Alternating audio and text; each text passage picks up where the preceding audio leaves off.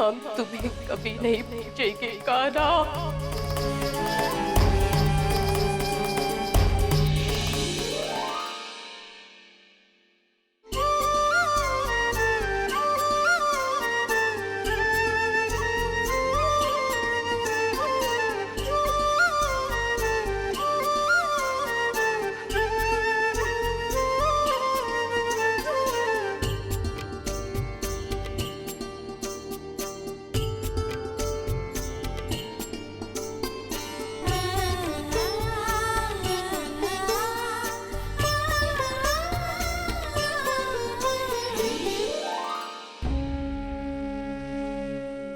आप इसे सीख मिली थी हमें कान्हा। कर्म करो, फल की आशा ना करो। आप ही की दी हुई सीख हम भूल गए, उसके और हमारे बीच में पर्दा डाल दिया, जिसने सदा हमारी रक्षा की।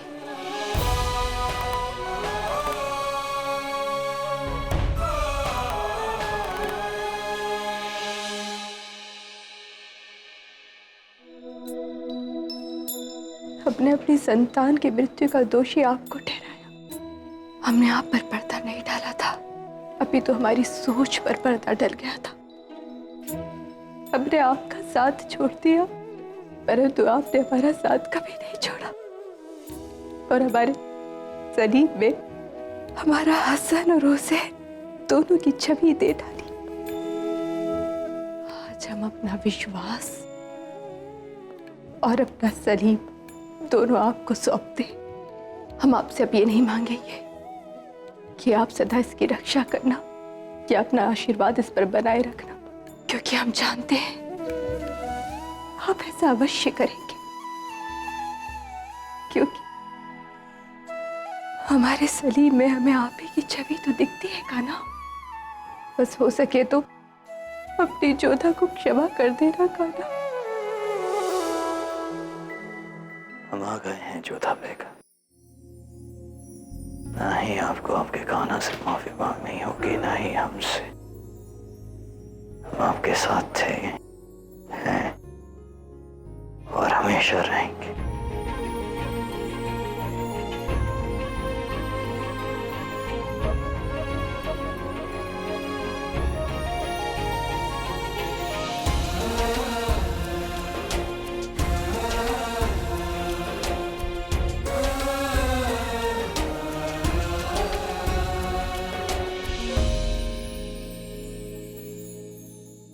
बेगम साहिबा, क्या आप वाकई में ऐसा करना चाहती?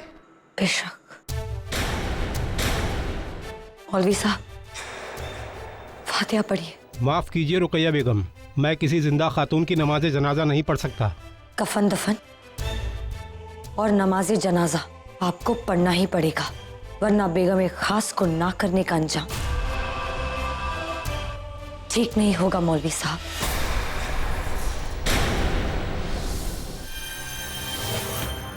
अल्लाहु अकबर, अल्लाहुम्मा अगफिरली।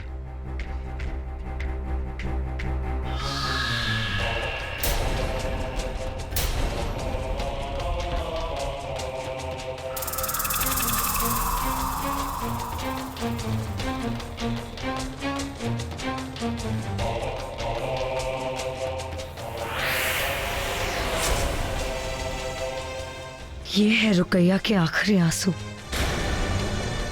क्योंकि आज के बाद हम अपनी किस्मत पर कभी नहीं रोएंगे। आज के बाद ये पुरानी रुकैया हमेशा हमेशा के लिए दफन हो जाएगी।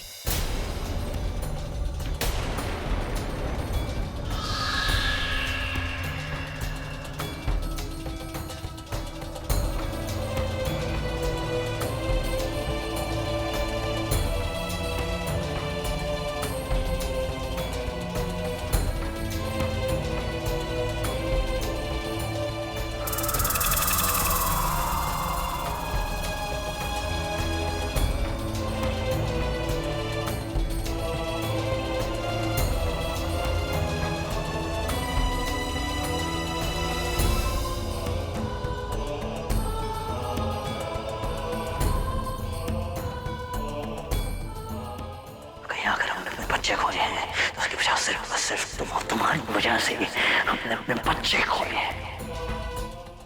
आप फातिहा पढ़ते रहिए।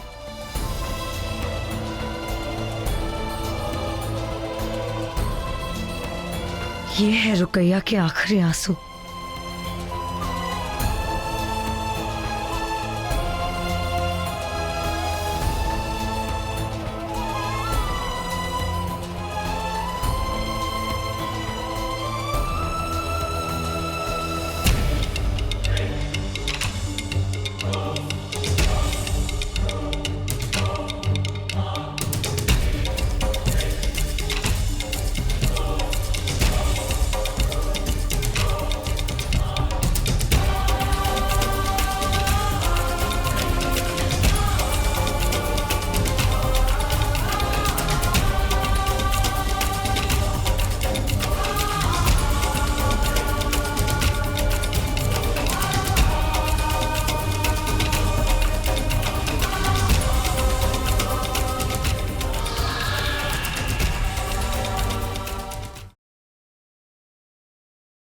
शहंशाह, रुकैया बेगम अभी तक शहजादे को देखने नहीं आई। आप एक बार जाकर देखिए, उनकी तबीयत तो ठीक है ना? क्या हुआ, आप किसी बात से व्यथित हैं? नहीं ऐसी कोई बात। शहंशाह, आप दोनों ने एक दूसरे से वादा किया था कि हम कभी भी एक दूसरे को ना तो झूठ बोलेंगे और ना ही कोई बात छिपाएंगे। बताइए हमें। अब क्या बताएं जोधा बेगम, जानकर खामखा तकलीफ होगी आपको। फिर भी बताइए। रुकैया बेगम का बर्ताव हमारी समझ से बाहर है जोधा बेगम। सलीम से मैं सिर्फ इसलिए नहीं मिलने आई क्योंकि सलीम आपकी औलाद है और वो रश्क करती हैं आपसे। तो जो हुसैन के साथ हादसा हुआ था उसके लिए अब भी वो आपको जिम्मेदार मानती हैं। हम उनकी पीड़ा को समझ सकते हैं शहंशाह। उनकी पीड़ा हमारी पीड़ा से कम नहीं है, परंतु वो सलीम को भी अपना बेटा मान सकती है। ये बात हम जानते हैं, ये बात हम समझते हैं, लेकिन रुकैया बेगम इस बात को मानने के लिए तैयार नहीं होंगे। शहंशाह, जो घाव समय देता है उसे समय ही भरता है।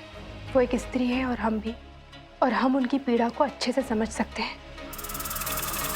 और हमें पूरा विश्वास है कि जब वो सलीम को देखेंगी तो उनकी सारी पीड़ा, सारे घाव हवा हो जाएंगे, सब कुछ ठीक हो जाएगा।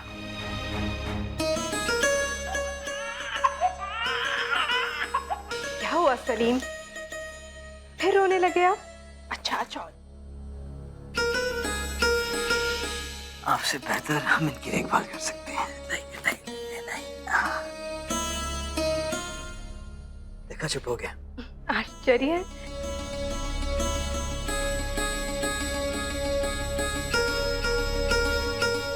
हमें माफ कर दीजिए जोधा बेगम।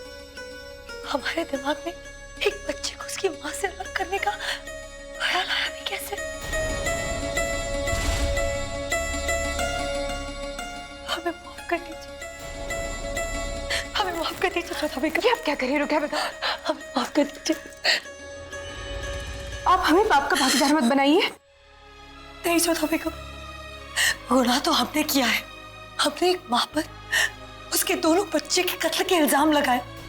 हमने आप जैसी बेहतरीन माँ से उसके बच्चे को अलग करने का सोचा। न जाने ये गलत ख्याल हमारे दिमाग में आया भी कैसे? हमसे बहुत बड़ी भूल हो गई जोधा बेगम। हमें माफ कर दीजिए। हमें आपके बच्चे की शक्ल देखने का हक भी नहीं है।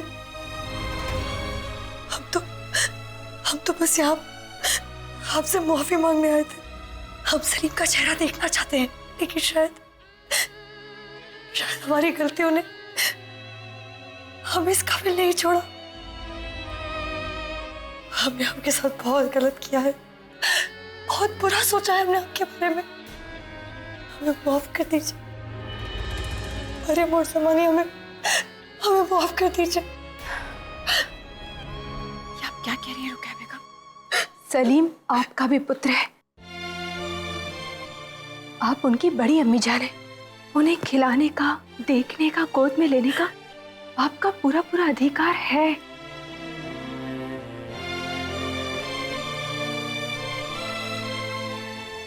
ये लीजिए, अपना अधिकार पूरा कीजिए। कितना भाग्यशाली है हमारा पुत्र, इन्हें एक साथ दो दो माओं का सानिध्य मिलेगा।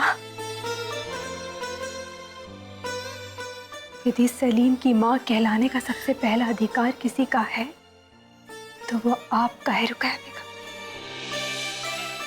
क्योंकि हमारी असावधानी के कारण ही आपने अपनी संतान खो दी थी।